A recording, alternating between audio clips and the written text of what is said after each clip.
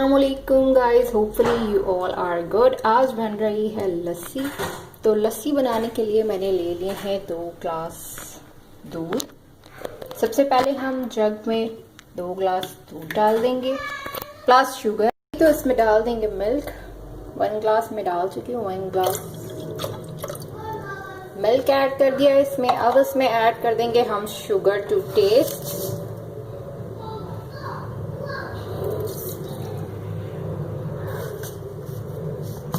اور جائے گا salt, punch of salt.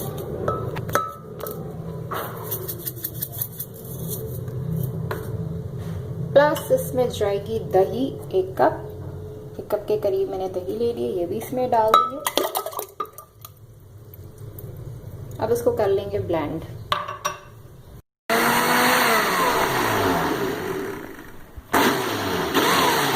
اس کو دودھ، دہی، چینی اور تھوڑا سا پنچ آف سالٹ ڈال کے بلینڈ کر لیں گے ایسے پلس کر کے. اب اس میں ڈال دیں گے ملائی، دودھ کی ملائی.